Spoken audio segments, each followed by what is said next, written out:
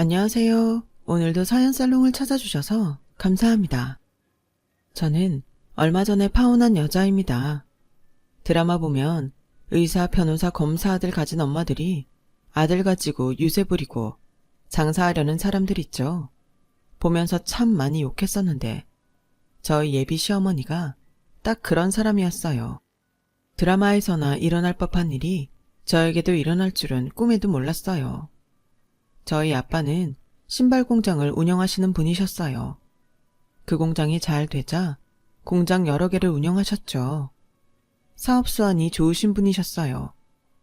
저희 엄마는 그런 아빠의 내조를 잘 하시며 아빠가 벌어오신 돈으로 재테크를 잘해서 벌써 상가 건물 몇 개를 가지고 계십니다.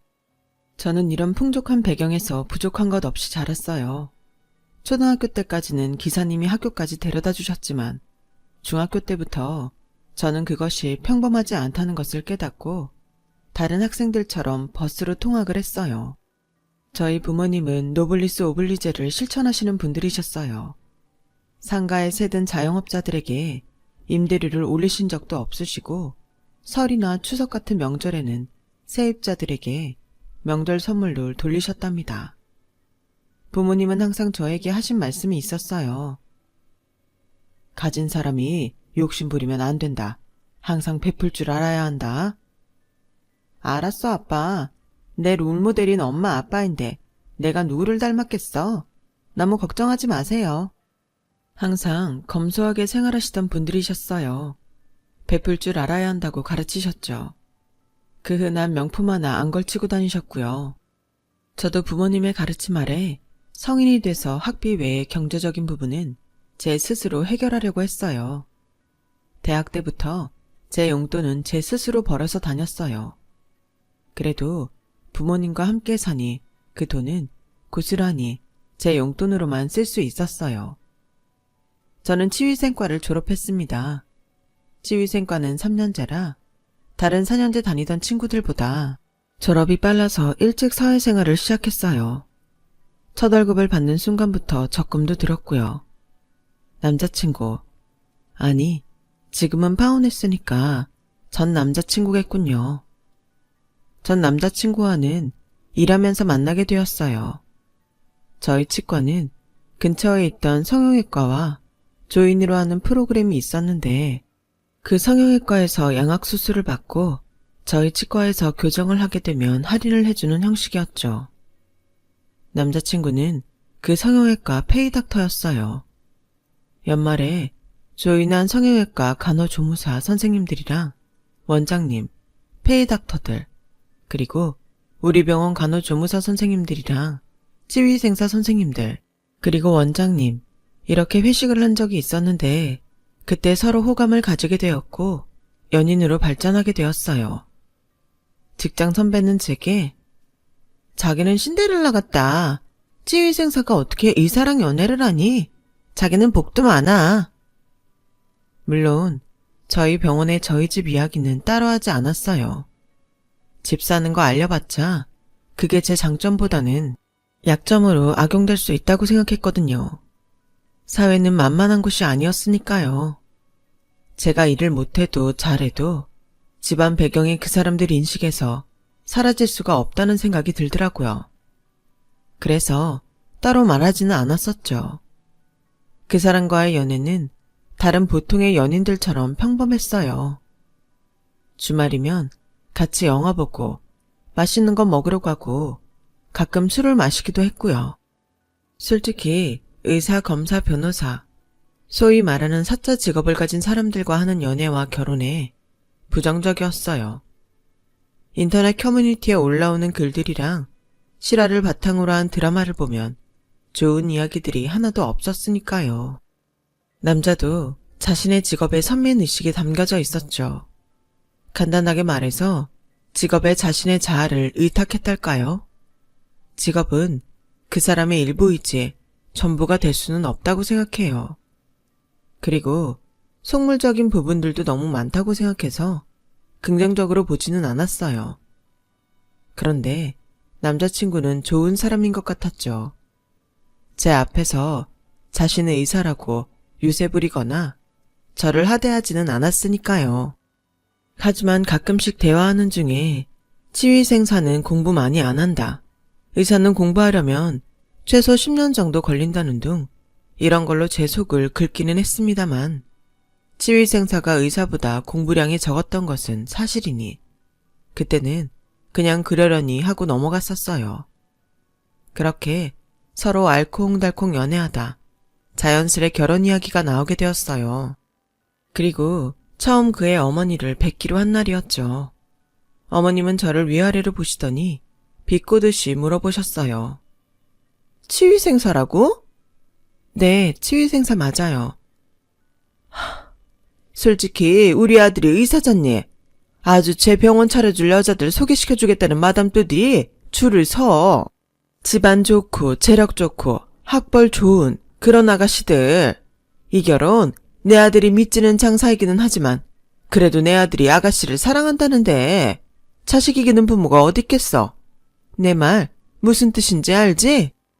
어머니 말씀 맞기는 하지만 저희는 누가 딱히 더 잘났고 부족하다고 생각하지 않아요.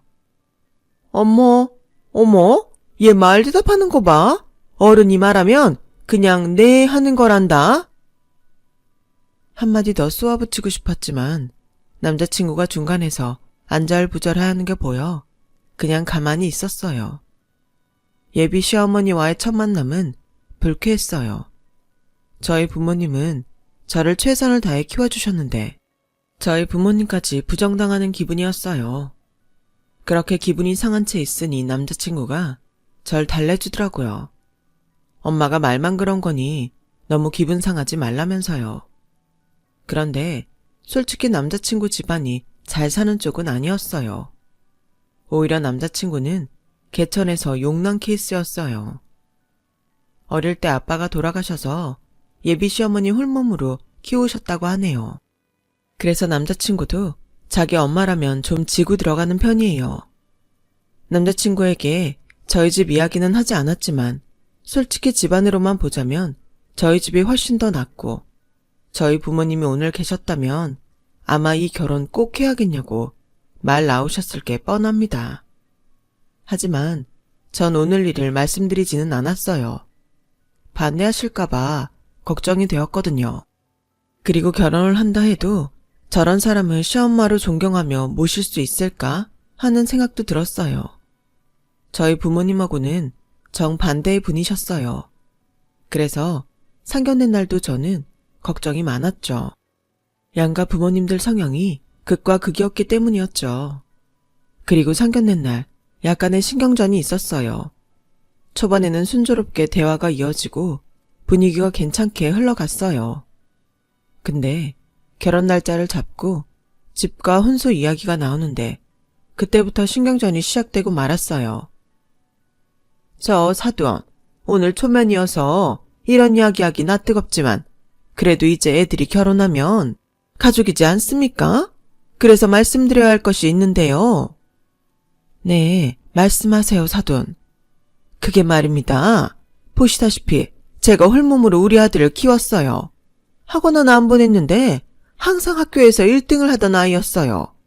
그리고 어느 날 의대에 턱하니 합격하더니 지금은 이렇게 의사가 되었네요. 사돈께서 홀로 아들 키우시느라 고생 많으셨겠습니다. 고생은요. 저렇게 멋지게 자라주었으니 얼마나 고마운지. 정말 제 눈에 넣어도 안 아픈 자식이에요. 공부만 잘하는 게 아니라 얼굴도 잘생겨서는 인기는 얼마나. 저 사돈, 말씀 중에 죄송하지만 그래서 하시고픈 말씀이 무엇인가요? 아, 그게 말입니다. 보시다시피 제가 남편도 없고 여자 홀몸으로 자식 키우면서 돈이 있으면 얼마나 있겠습니까? 그래서 우리 쪽에서는 집이고 결혼식 비용이고 할 수 있는 부분이 없을 것 같아서요. 어렵겠지만 사돈 쪽이 힘 좀 써주시면 안 될까요? 예비 시어머니는 저희 부모님께 결혼을 위해 자신은 해줄 수 있는 게 없으니 다짜고짜 저희 쪽에서 다 알아서 해달라는 말에 저와 부모님은 좀 당황하긴 했습니다. 하지만 저희 부모님은 건물 몇 채를 운 좋게 가지고 계신 게 아니었어요. 아빠는 사업 감각이 뛰어나신 분이셔서 공장을 몇 개 운용하시던 분이셨고, 엄마도 그 옆에서 내조하면서 쌓은 내공이 높았기 때문에 그 자리에서 그냥 받아주지 않으셨어요. 네, 사부인 충분히 이해하는 바입니다. 하지만 그래도 명색이 저희도 하나밖에 없는 딸을 결혼시키는 입장에서 딸이 대접받지 못하고 가는 시집은 달갑지가 않습니다. 물론 사부인께서 애들 결혼 후에 저희 딸아이에게 저희가 해준 것보다 더 잘해주시겠지만 그래도 한 얼마라도 같이 보태시는 게 맞지 않을까 싶네요. 아니, 저희도 보태고야 싶죠. 대신에 저는 미래가 창창한 아들을 보내드리지 않습니까? 의사 되는 게 얼마나 힘든지 아시죠? 근데 우리 아들은 명예와 부를 갖추게 될 의사 아닙니까? 이후에 벌어다 줄 돈 생각하면 결국 손해보는 결혼은 아니라고 생각합니다만. 네, 그것도 맞는 말씀이죠.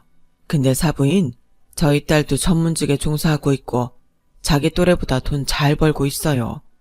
그러니 아예 못하겠다는 말씀은 말아주시고 최대한 노력 부탁드릴게요.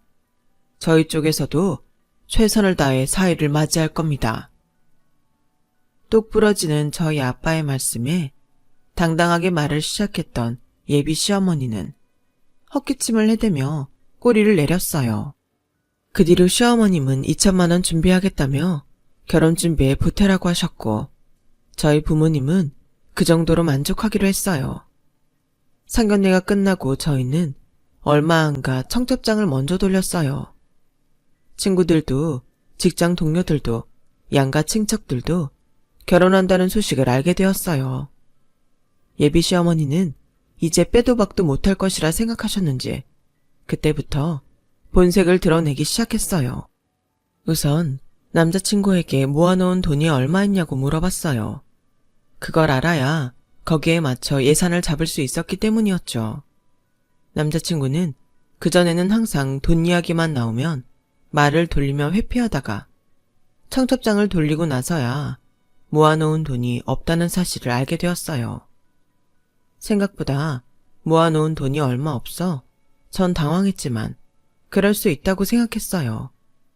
남자들은 군대 갔다 오느라 가뜩이나 여자들보다 사회 진출이 늦는데 남자친구는 의대에 다녔으니 남들보다 몇 배는 더 늦게 사회에 나와 일을 시작했을 테니 말이죠. 저는 남자친구가 기가 죽을까봐 괜찮다며 그 예산에 맞게 시작하면 되는 거라고 위로했어요. 제가 모은 돈 7천에 어머님이 주신 2천만 원. 이 돈으론 집은커녕 결혼준비 비용도 빠듯했습니다. 저는 정말 부모님께 손 벌리고 싶지 않았지만 청첩장도 벌써 돌렸고 결혼을 미룰 수만은 없다고 생각했어요. 그건 남자친구도 마찬가지였죠. 그래서 상견례 때 저희 부모님께 말씀하시던 예비 시어머니의 모습이 머릿속에 잔상처럼 남아있었지만 남자친구에게 말했어요. 다른 건 간소하게 하더라도 집은 어떻게 해주실 수 없냐고 어머니께 부탁해보면 안 될까? 알잖아. 우리 엄마가 돈이 어딨어. 그러지 말고 너희 집에 부탁해보면 안 될까? 아니 오빠. 일단 알았어. 근데 만약 우리 부모님이 도와주신다면 다른 예단이나 혼수는 간소하게 하자. 알았지? 자기야, 진짜 고마워. 알았어. 엄마한테도 말해둘게. 걱정하지 마. 어머님한테도 확실하게 말씀드려. 나중에 다른 말 안 나오게. 엄마한테도? 일단 알았어. 남자친구의 마지막 말이 영 못 믿어왔지만 저는 집으로 와서 염치 없지만 부모님한테 이번만 도와달라고 말했어요. 집은 남자가 준비를 하던 반반을 하던 어느 쪽이든 남자친구 집안 사정이 넉넉하지 못한 편이었고 남자친구도 모아놓은 돈이 얼마 없어 저희가 모은 돈으로는 아무리 간소하게 하더라도 부족할 것 같다고 우리 집 형편이 좀 괜찮으니까 한 번만 도와달라고 했어요. 그러자 부모님은 제 앞으로 된 아파트가 한 채 있다며 결혼하면 그곳에서 살라고 하셨어요. 그렇게 집 문제가 저희 부모님 덕분에 해결되었죠. 그 사실을 남자친구한테 말하니 남자친구가 장인어른 장모님한테 평생 잘하겠다며 기뻐했어요. 저도 행복한 결혼 생활만을 꿈꾸고 있었습니다. 집을 저희 부모님이 해결해 주신 걸 알게 된 예비 시어머니는 그때부터 말을 바꾸기 시작했어요. 어느 날 저에게 전화를 하셨더군요. 저번에 이야기한 예단비는 1억으로 해와라. 다른 사람들은 의사사위 데려간다고 집은 물론이고 외제차에 시댁에 명품 선물로 한다고 하더라. 그래도 내가 양심이 있으니 다른 건 둘째치고 네 남편 학자금 대출은 갚는 걸로 하자. 어차피 결혼하면 우리 아들 돈이니 네 주머니로 들어가지 않겠니? 어머니, 석주씨 공부한 기간이랑 이자까지 합하면 결코 적은 돈이 아니에요. 저희 집에서 신혼집도 마련해주는데 너무하신 거 아닌가요? 저는 남자친구에게 이건 말이 다르지 않냐면서 집을 우리 부모님이 마련해 주셨는데 예단비 1억은 뭐고 내가 왜 남자친구 학자금 대출까지 갚아줘야 하냐고 말했어요. 남자친구는 자신이 엄마한테 가서 다시 말해보겠다고 화난 저를 달랬어요. 저는 그때 처음으로 이 결혼을 꼭 해야 하나 회의감이 들었죠. 하지만 이미 청첩장은 다 돌렸고 식장도 예약했고 이미 반 이상이 진행되고 있는 상황이었어요. 이제 와서 결혼 파토 내면 저는 파혼녀라는 이미지가 생기지만 저희 부모님 체면도 말이 아니게 될 거라는 생각에 스트레스를 받았어요. 제가 이런 문제로 스트레스를 받고 있다는 것을 알고 있었던 부모님은 일단 예비 시어머니의 요구를 들어주기로 했습니다. 딸 결혼하기 전부터 책 잡히게 할 수는 없다는 생각에서였어요. 그리고 제가 사랑하는 남자이니 부모님도 한 수 접고 들어가신 거였죠. 하지만 저희 부모님 그렇게 호락호락한 사람들은 아니었습니다. 예비 시어머니께 예단비 1억으로 하시고 사위 학자금 대출까지 다 갚아줄 테니 예물이랑 다른 것들도 제대로 하자고 하셨어요. 그러니 예비 시어머니가 무슨 예물이냐면서 난리를 치셨어요. 그러자 저희 엄마께서 예물 제대로 안 하실 거면 이 결혼 그냥 없던 걸로 하겠다는 말에 겨우 굽히더군요. 예단비를 드리던 날 저희는 함도 오는 줄 알고 있었어요. 솔직히 저나 남자친구나 함에 대해서 무지했어요. 함이라고 하면 그냥 대충 오징어 가면 쓰고 하는 왁자지껄한 파티인 줄 알았거든요. 그래서 남자친구에게 함이 와야 된다고 말하고 예비 시어머니께도 그렇게 전화라 했어요. 그런데 시어머니는 함은 처음 듣는 소리라고 합니다. 예단비에서 시댁서 알아서 돌려주는 것이 봉채비고 꾸민비고 함이라고 합니다. 저도 처음 하는 결혼이라 뭣도 모르겠지만 그건 아닌 것 같았어요. 저희 집 돈으로 그쪽 집안 꾸며드리고 남은 돈으로 우리 집 식구들 챙기고 저희 집 돈 쓰면서 그쪽이 생색내는 거라고 느껴지더라고요. 남자친구도 함에 대해서 무지한지라 너네 집이 옛날 집 아니냐, 함을 요즘 누가 챙기냐 하더라고요. 저는 아무리 생각해도 그건 아닌 것 같아서 예비 시어머니께 말씀드렸어요. 어머니, 저희 집에서 예단비며 집이며 다 해가는데 함이 따라오는 게 왜 아니에요? 얘가 지금 무슨 소리라는 거야? 내가 한번 알아봤는데 함은 처음 듣는 소리구나. 예단이며 함이며 집안 사정에 맞게 준비하는 거지. 너 그렇게 말할 것 같으면 예단비며 뭐고 다 없애버리자.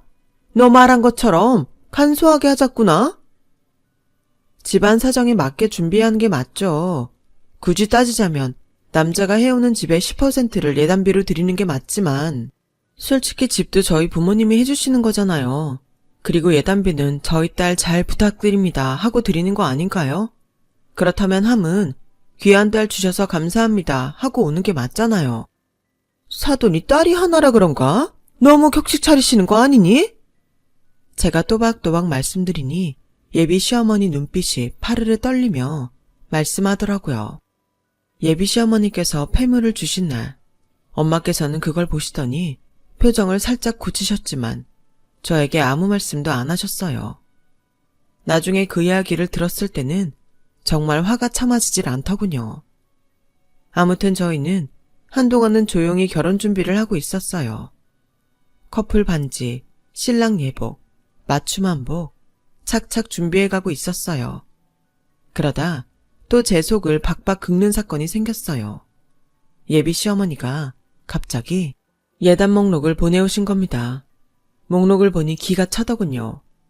에르메스 가방에 밍크코트, 외가 쪽 가족분들 것까지 총 6벌, 삼성 김치냉장고에 LG LED TV, 시몬스 침대, 그리고 시어머니 집에 있는 낡은 가구들도 다 바꿔달라는 것까지 말도 안 되는 구성품들이었어요.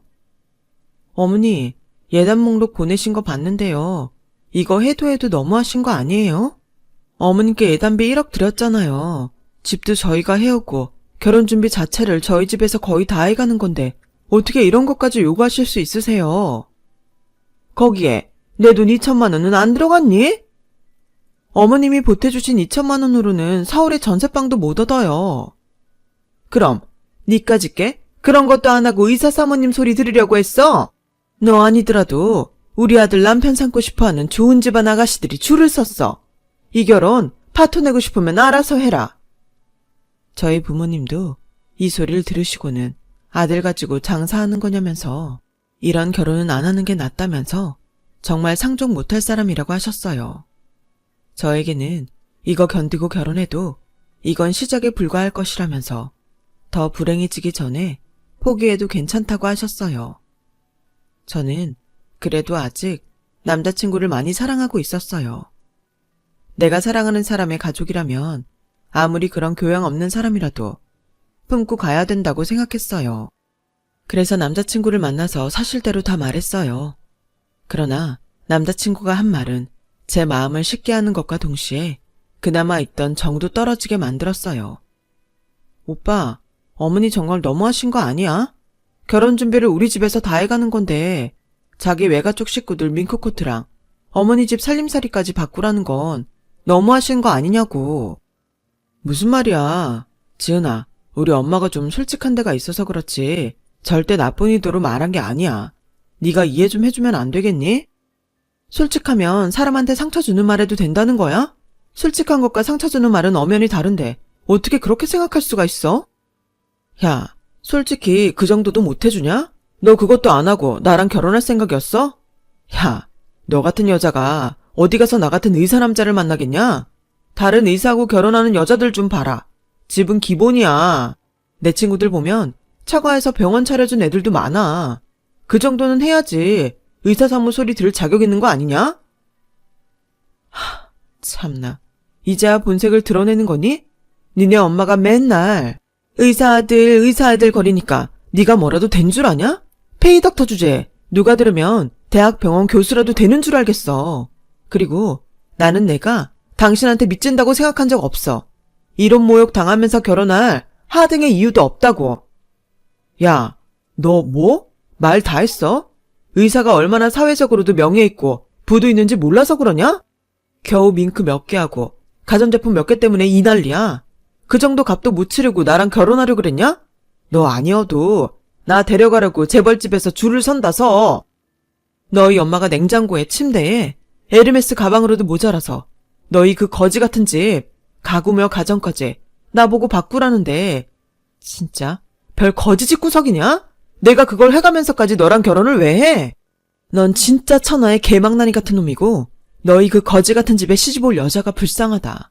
정신병자 같은 너희 엄마랑 잘 살아라. 저렇게 다다다다 말하는 생각도 아닌데 화가 나니까 진짜 말이 무슨 대포처럼 막 나오더라고요. 그러면서 나중에는 더 쏘아대지 못해서 진짜 아쉽더라고요. 결국 제 남자친구도 그저 그런 사짜 달린 직업에 불과한 사람이었어요. 저는 미련 없이 남자친구와 파혼했습니다.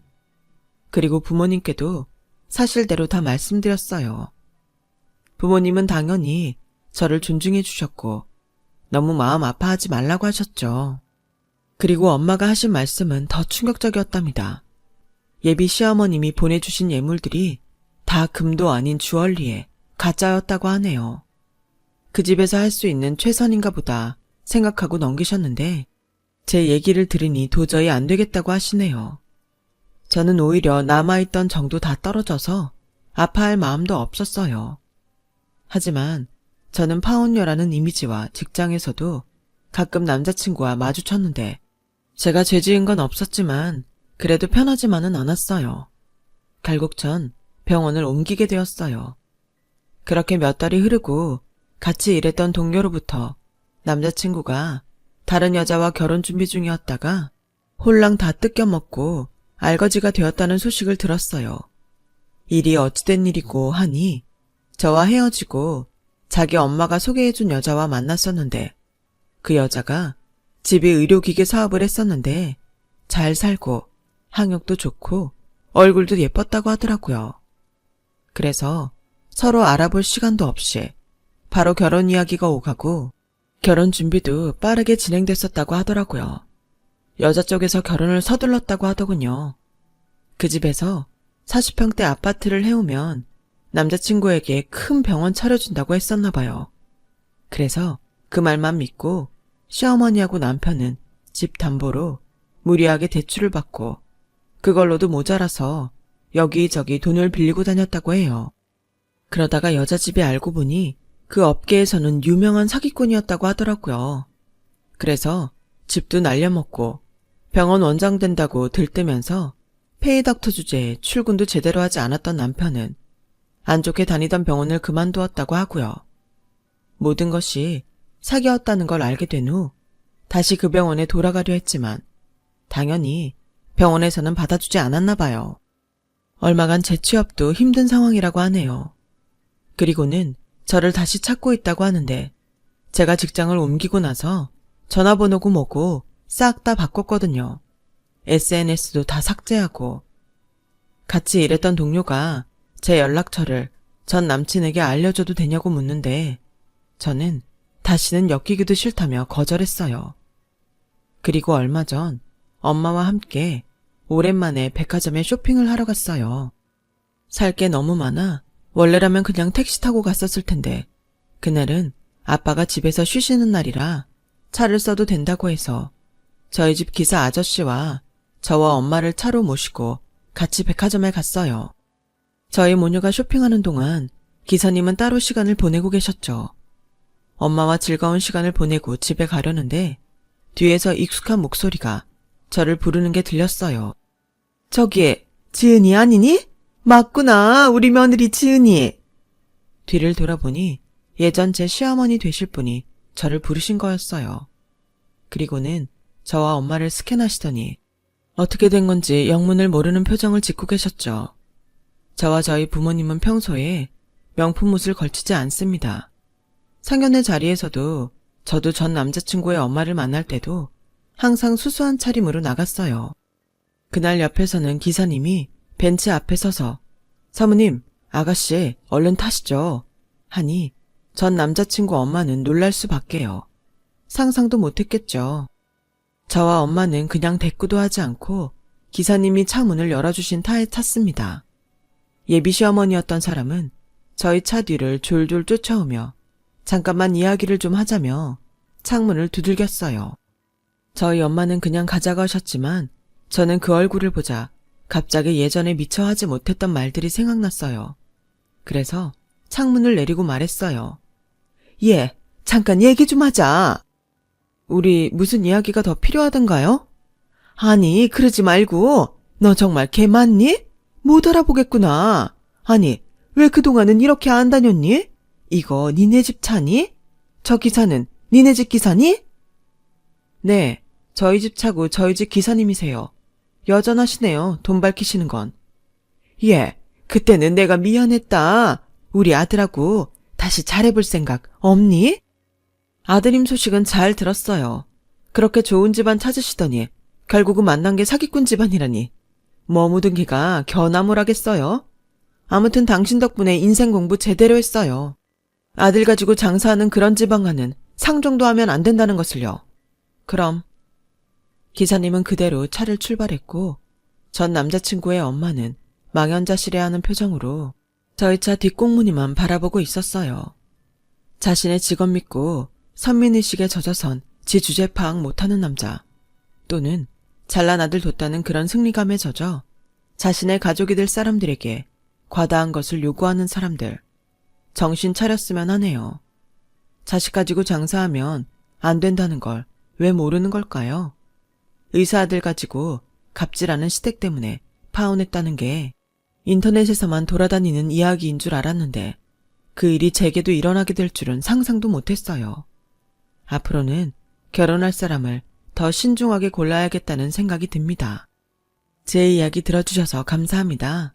가슴이 먹먹하고 억울한 부분이 있었는데 이렇게 털어놓고 나니 정말 마음이 좀 편안해지네요. 들어주신 분들 모두 건강하시고 인생에서 꽃길만 걸으세요. 여러분, 사연 댓글에 응원과 현명한 조언 부탁드려요. 좋아요와 구독은 저에게 큰 힘이 됩니다. 오늘도 좋은 일 가득하세요.